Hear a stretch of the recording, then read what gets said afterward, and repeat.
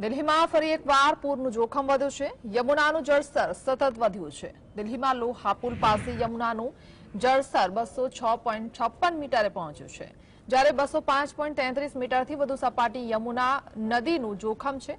દિલ્હીમાં મંત્રી સૌરભ ભારદ્વાજે કહ્યું છે કે યમુનાના વધતા જળસ્તરને જોતા આસપાસના નીચાણવાળા વિસ્તારોને હાઈ એલર્ટ રાખ્યા છે। દિલ્હી એનસીઆરની આસપાસના વિસ્તારોમાં વરસાદના કારણે હિંડોન સહિત અન્ય નદીઓમાં પાણીની આવક થઈ છે। આ સ્થિતિમાં દિલ્હી સહિત નોઈડા અને ગાઝિયાબાદમાં પણ સ્થિતિ ગંભીર છે।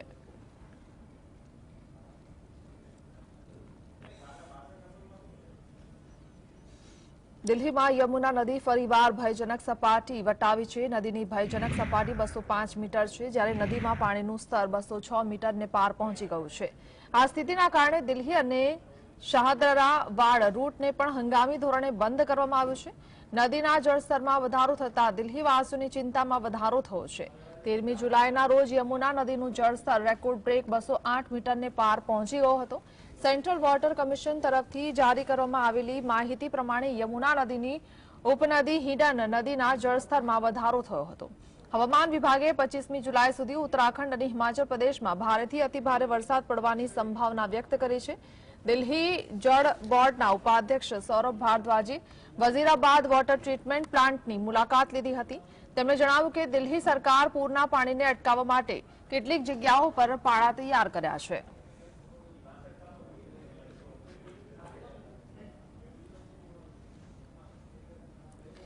ગાઝિયાબાદમાં હિંડન નદીના જળસ્તરમાં વધારો થતા તટીય વિસ્તારો પાસે આવેલી વસાહતોમાં પૂરના પાણી ફરી વળ્યા છે।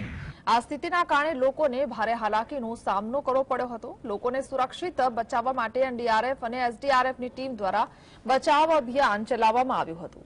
હિંડન નદીની ભયજનક સપાટી 205 મીટર છે, જ્યારે નદીમાં પાણીનું સ્તર 200 મીટર પર પહોંચી ગયું છે। આ વિશે વાત કરતા એક રહીશે જણાવ્યું હતું કે કેટલાક વિસ્તારોમાં 4 થી 5 ફૂટ જેટલું પાણી ભરાયું હતું। અસરગ્રસ્ત લોકો માટે ખાવા પીવાની પણ વ્યવસ્થા કરવામાં આવી નથી। બચાવ દળની ટીમ દ્વારા લગભગ 200 લોકોને બચાવવામાં આવ્યા હતા।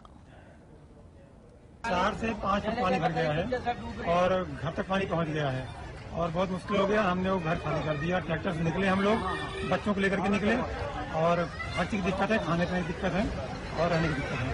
कोई व्यवस्था नहीं है। हम लोग बाहर जाकर के जो है दूसरे के सहारे रह रहे हैं। लेवल बढ़ गया। एनडीआरएफ की बात करें तो कितने लोगों को बचाया उन लोगों ने अब तक? बचाया है, बहुत लोग निकाले गए हैं। 3-4 लोग निकाले गए हैं और लोग जो और लोगों ने मदद की है, पास वाले लोगों ने मदद की है, निकाला है लोगों को, लेकिन दिक्कत बहुत है।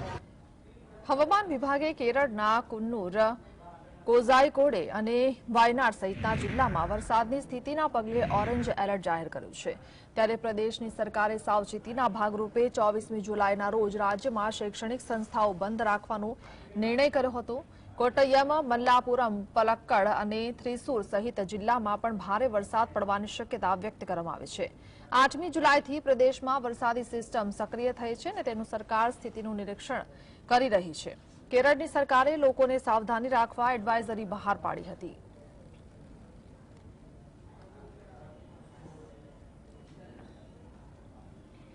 પંજાબ અને દિલ્હીમાં છેલ્લા કેટલાક સમયથી ભારે વરસાદ પડી રહ્યો છે। થોડા સમય પહેલા પંજાબમાં પૂરના પાણી ભરાતા ખેડૂતોના પાકને ભારે નુકસાન થયું છે, તેમજ પૂરના પાણીમાં અનેક પશુઓ પણ વહી ગયા હતા। લોકોના ઘરોમાં વરસાદી પાણી ઘૂસી જતા લોકોને ભારે હાલાકીનો સામનો કરવો પડ્યો હતો।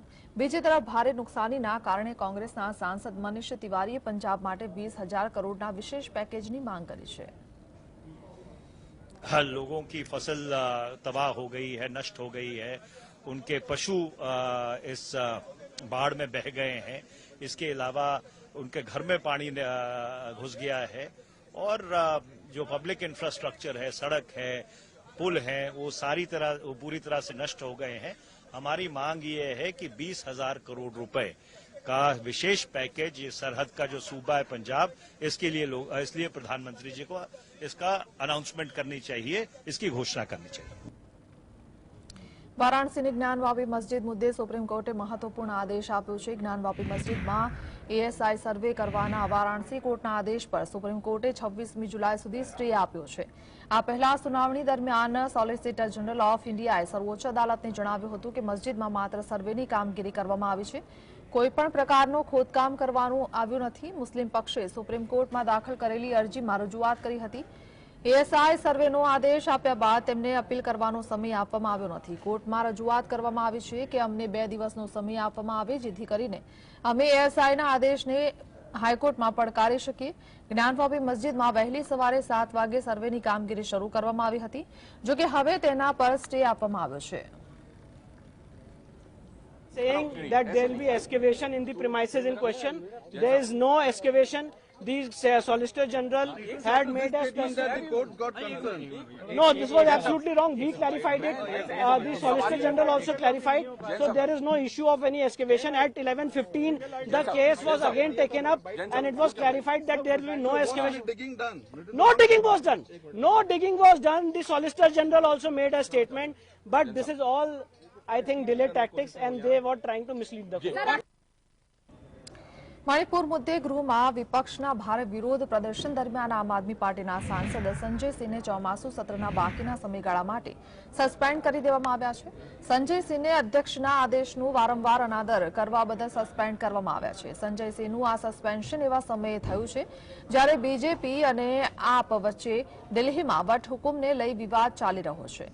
સંસદ સત્રમાંથી સંજય સિંહને સસ્પેન્ડ કરવા પર આપ મંત્રી સૌરભ ભારદ્વાજે કહ્યું છે કે જો સંજય સિંહે ભાજપનો વિરોધ કર્યો હોત તો સંજય સિંહને જેલમાં ધકેલી દેવામાં આવ્યો હોત. સંજય સિંહ સંસદમાં વિપક્ષનો સૌથી બુલંદ અવાજ છે. તેઓ સૂત્રોચ્ચાર કરે છે અને સમગ્ર વિપક્ષ એક થઈ જાય છે. हमारे एक साथी माननीय सांसद संजय सिंह जी चेयरमैन साहब के पास जाने का प्रयास करते हुए उनका ध्यान आकर्षित करने की कोशिश कर रहे थे कि हमारी तरफ भी देखिए, विपक्ष की तरफ भी आपकी कुछ निगाहें हैं, ताकि हम जो बात कहना चाहते हैं वो बात रख सकें. विपक्ष और सत्ता पक्ष दोनों की बात सुनी जाए लोकतंत्र में. लेकिन बहुत ही दुर्भाग्यपूर्ण है कि उस समय लीडर ऑफ द हाउस ने न आओ देखा न ताओ देखा, सस्पेंशन मोशन मूव करते हुए उन्हें सस्पेंड करा दिया. સુપ્રીમ કોર્ટે સોમવારે દિલ્હી સરકારને રિજનલ રેપિડ ટ્રાન્સપોર્ટ સિસ્ટમ માટે 2 મહિનામાં 415 કરોડ રૂપિયા ચૂકવવાનો આદેશ કર્યો છે. જસ્ટિસ એસકે કૌલ અને સુધાંશુ ધુલિયાની બેન્ચે આમ આદમી પાર્ટીની આગેવાની હેઠળની દિલ્હી સરકારે છેલ્લા 3 વર્ષમાં જાહેરાતો પાછળ 1000 કરોડ રૂપિયા ખર્ચી નાખ્યા હોવાનું જણાવ્યું હતું. આ ખર્ચનો રેકોર્ડ આપ સરકારને 2 સપ્તાહની અંદર ફંડની ગણતરીની માહિતી સાથે એફિડેવિટ આપવાનો નિર્દેશ આપ્યો છે. બેન્ચે કહ્યું છે કે દિલ્હી સરકાર સામાન્ય પ્રોજેક્ટ માટે ભંડોળ પૂરું પાડવામાં અસમર્થ છે, કારણ કે ભંડોળનો અભાવ આ પ્રોજેક્ટમાં અડચણરૂપ છે.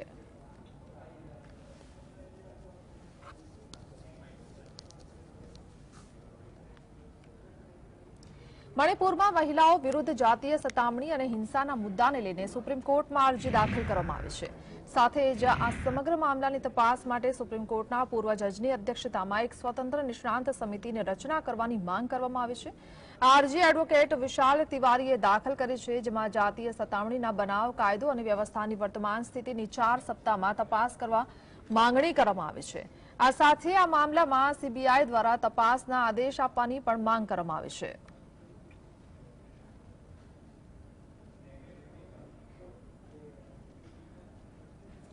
કોંગ્રેસના સાંસદ શશી થરૂરે મણિપુર મુદ્દે નિવેદન આપતા કહ્યું છે કે મણિપુરનો મુદ્દો ઉકેલી શકાય તેમ નથી, તેમ છે, પરંતુ કેન્દ્ર સરકારને મણિપુરના મુદ્દામાં કોઈ રસ નથી તેવું લાગી રહ્યું છે, કારણ કે છેલ્લા 2 મહિનાથી મણિપુર સળગી રહ્યું છે, પરંતુ તેના પર ગૃહમંત્રી કે નરેન્દ્ર મોદી એક પણ શબ્દ બોલવા તૈયાર નથી. બીજી તરફ મણિપુર મુદ્દે ભાજપના ધારાસભ્યોએ નિવેદન આપતા જણાવ્યું હતું કે મણિપુર હિંસા મુદ્દે કેન્દ્ર સરકાર જવાબદાર હોવાનું પણ જણાવ્યું હતું. I'm not part of this process because the leaders of all the parties have decided unanimously, the India front. But I will just say very simply that I think the issue can be easily resolved by the Prime Minister appearing in the House of which he is a member and to which he is accountable. What he said to the press he can say here, and then the debate can start, and the Home Minister presumably be the person who at that point can attend the rest of the debate. But for the Prime Minister to refuse to come at all, he was elected to this House. He should come. કેન્દ્રીય ગૃહમંત્રી અમિત શાહે લોકસભામાં જણાવ્યું હતું કે તેઓ સદનમાં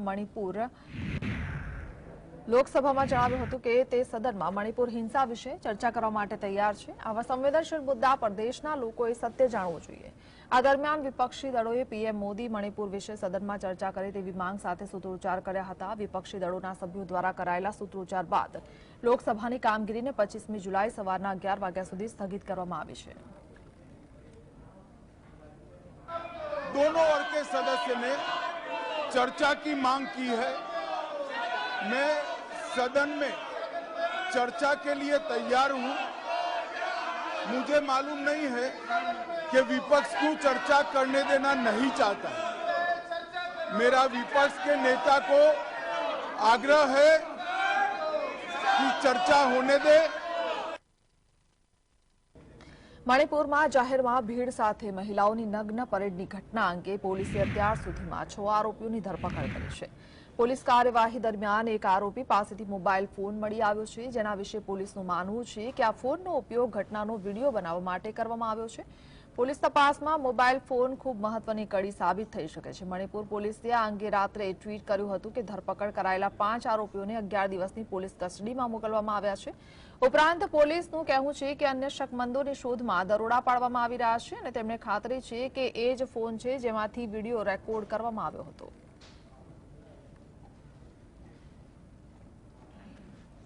મહિલાઓ વિરુદ્ધ થતા અત્યાચાર મુદ્દે ભાજપના સાંસદ સભ્યોએ સંસદ ભવનમાં આવેલી મહાત્મા ગાંધીની પ્રતિમા પાસે સૂત્રોચ્ચાર કર્યા હતા। આ વિશે વાત કરતા ભાજપના સાંસદ હરનાથસિંહ યાદવે જણાવ્યું હતું કે રાજસ્થાન, છત્તીસગઢ, પશ્ચિમ બંગાળ અને મણિપુર સહિતના રાજ્યોમાં મહિલાઓ વિરુદ્ધ અત્યાચારમાં વધારો થયો છે। સમસ્યા એ છે કે વિપક્ષને માત્ર મણિપુરની ઘટના દેખાઈ રહી છે, જ્યારે અન્ય રાજ્યોમાં થતા અત્યાચાર પર વિપક્ષી દળો મૌન થઈ રહ્યા છે। આ સાથે ભાજપના અન્ય એક સાંસદ સીપી જોશીએ જણાવ્યું કે પ્રદેશમાં મહિલાઓને સુરક્ષા ઉપલબ્ધ ન કરાવવા બદલ રાજસ્થાનના મુખ્યમંત્રી અશોક ગેહલોતે રાજીનામું આપી દેવું જોઈએ।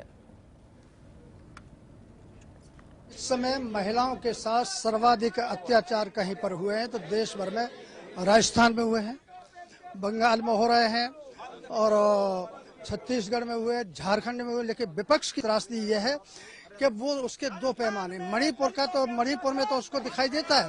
हमारा कहना है कि मणिपुर में हुआ वह भी बहुत दुखद है, बहुत पीड़ादायक है। इसके साथ साथ राजस्थान और देश के अन्य हिस्सों में हुआ है वह भी बहुत दुखद है।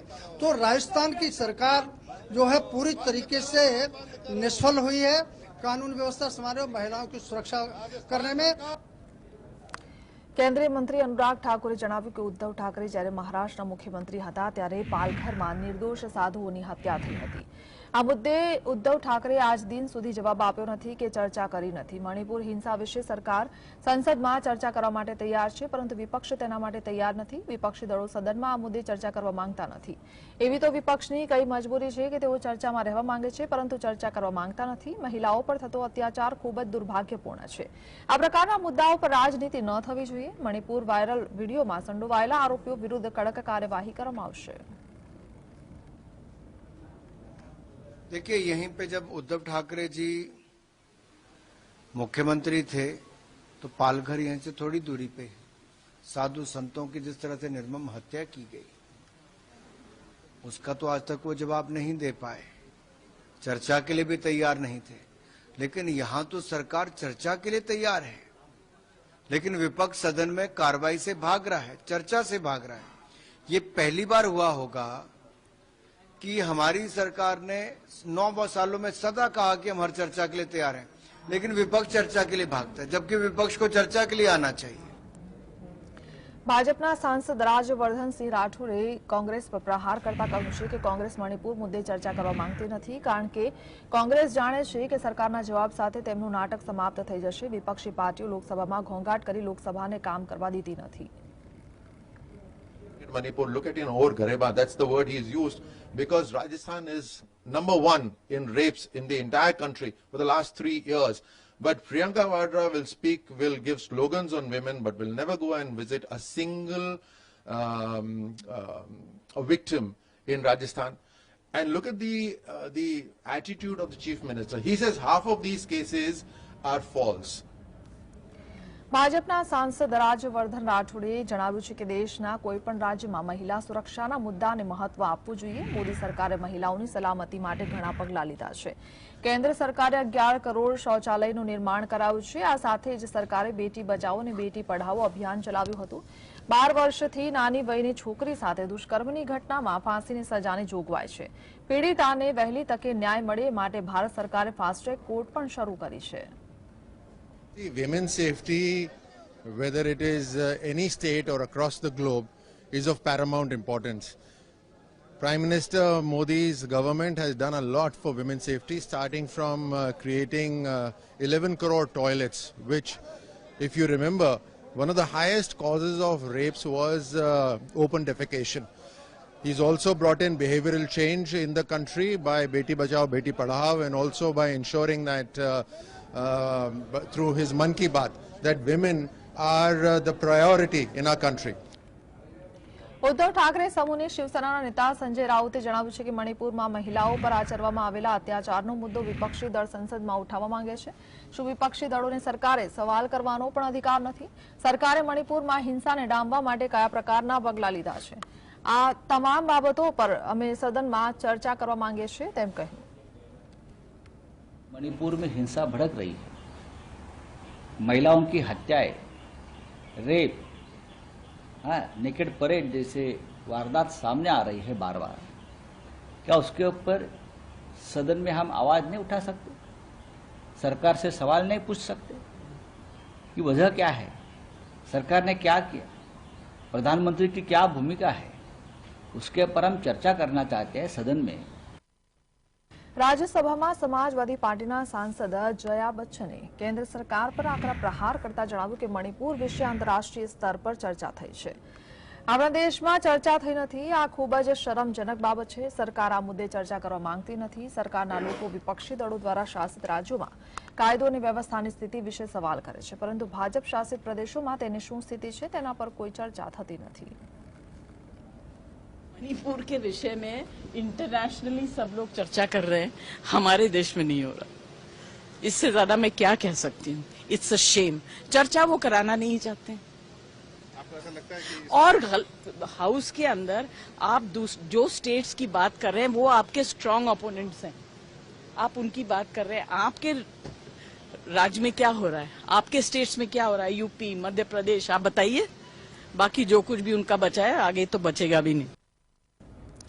મણિપુરમાં થયેલી હિંસા વિશે વડાપ્રધાન મોદી સદનના બંને ગૃહમાં પોતાનું નિવેદન આપે તેવી માંગ સાથે ઇન્ડિયા ગઠબંધનના નેતાઓએ સંસદ પરિસરમાં વિરોધ કર્યો હતો. આ વિશે વાત કરતા કોંગ્રેસ અધ્યક્ષ મલ્લિકાર્જુન ખડગેએ જણાવ્યું કે વિપક્ષી દળો મણિપુર વિશે ચર્ચા કરવા તૈયાર છે. પીએમ મોદી સંસદની બહાર પ્રેસ કોન્ફરન્સ કરે છે, પરંતુ સંસદની અંદર નિવેદન આપ્યું નથી.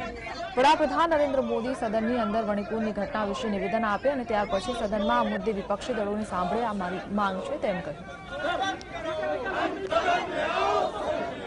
हम भी तैयार है. आओ प्राइम मिनिस्टर स्टेटमेंट करो. आप बाहर प्रेस करते हो, अंदर करने में क्या गया है?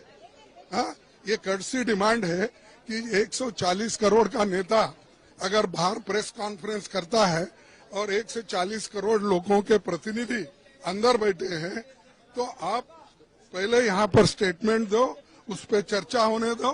उसके बाद में हम लोग एक निर्णय लेंगे किस ढंग का इसको कैसा करना, ये चलेगा. દિલ્હીના પ્રગતિ મેદાનમાં ઇન્ડિયા ટ્રેડ પ્રમોશન ઓર્ગેનાઇઝેશન સંકુલમાં સપ્ટેમ્બર મહિનામાં ભારત દ્વારા G20 મીટિંગનું આયોજન કરવામાં આવ્યું. G20 મીટિંગ 9 અને 10 સપ્ટેમ્બર રોજ યોજાશે, જે દેશના વિવિધ ભાગોમાં યોજાયેલી G20 બેઠકોની પરાકાષ્ઠા હશે. આ પ્રોજેક્ટનો કુલ ખર્ચ રૂપિયા 2254 કરોડ છે. 123 એકર વિસ્તારમાં બનાવવામાં આવેલું આ સંકુલ વિશ્વના ટોચના 10 પ્રદર્શન અને સંમેલન સંકુલોમાંનું એક છે. કન્વેન્શન સેન્ટરના લેવલ 3 માં 7000 લોકોની બેઠક ક્ષમતા છે.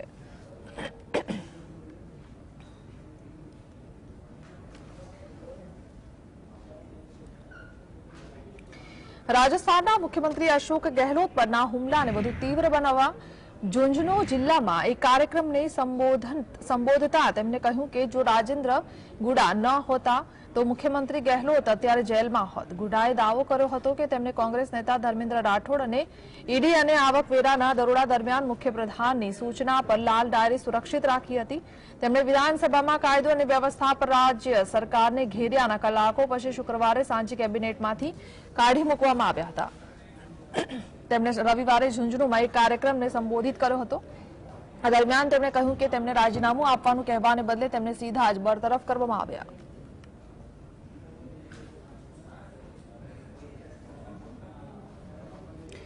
રાજસ્થાનના નેતા રાજેન્દ્ર ગુડાએ જણાવ્યું હતું કે પ્રદેશ કોંગ્રેસના નેતા સુખજિંદર રંધાવાએ મને માફી માંગવા કહ્યું છે, પરંતુ મેં સંઘર્ષ નિર્ણય કર્યો છે। મેં કંઈ ખોટું કર્યું નથી તો હું માફી શા માટે માંગું? આ મુદ્દે હું વિધાનસભામાં જવાબ આપીશ। મને બોલવાની તક આપવામાં આવતી નહોતી, પરંતુ હવે હું મુક્ત છું। રાજસ્થાન વિધાનસભામાં મહિલાઓ પર અત્યાચાર મુદ્દે સરકારને સવાલ કરનાર ગુડાને પ્રદેશની સરકારે મંત્રીમંડળમાંથી હાંકી કાઢ્યા હતા। मुझे हाउस की वजह से ही मुझे बर्खास्त किया है, तो इसका जवाब मुझे हाउस में देना चाहता हूँ। रंधावा जी ने कहा कि मैं माफी मांग लूं और माफी मांगने के बाद वो मुझे माफ कर देंगे, तो मैंने माफी मांगने का निर्णय नहीं किया, मैंने संघर्ष करने का फैसला लिया। ભારત દુનિયાના 140 દેશોમાં ચોખાની નિકાસ કરે છે। વાસ્તવમાં દુનિયામાં ચોખાની કુલ નિકાસમાં ભારતનો 40% હિસ્સો છે। 2022માં ભારતે 55.4 મિલિયન મેટ્રિક ટન ચોખાની નિકાસ કરી હતી, જે દુનિયાના ચોખાના 4 મુખ્ય નિકાસકાર દેશો થાઇલેન્ડ, વિયેતનામ, પાકિસ્તાન અને અમેરિકાની કુલ નિકાસ કરતા વધુ છે। આ વર્ષે અતિ ભારે વરસાદના લીધે ચોખા ઉત્પાદક વિસ્તારોમાં ચોખાનું ઉત્પાદન ઘટતા ભારતના ચોખાના મુખ્ય આયાતનગર દેશ અમેરિકામાં ભારતના ચોખા માટે પડાપડી થઈ રહી છે। કેટલાક મોલોમાં તો ચોખાની ગુણોની રીતસર લૂંટફાટ થઈ રહી છે। એક કારણ એ પણ છે કે આ વર્ષે અમેરિકામાં વરસાદ પ્રમાણમાં ઓછો થયો હોવા છતાં ત્યાં ચોખાનું ઉત્પાદન ઘટી ગયું છે, તેથી અમેરિકામાં ઉત્પન્ન થતા ચોખા પ્રમાણમાં ઓછા પ્રાપ્ત થયા છે।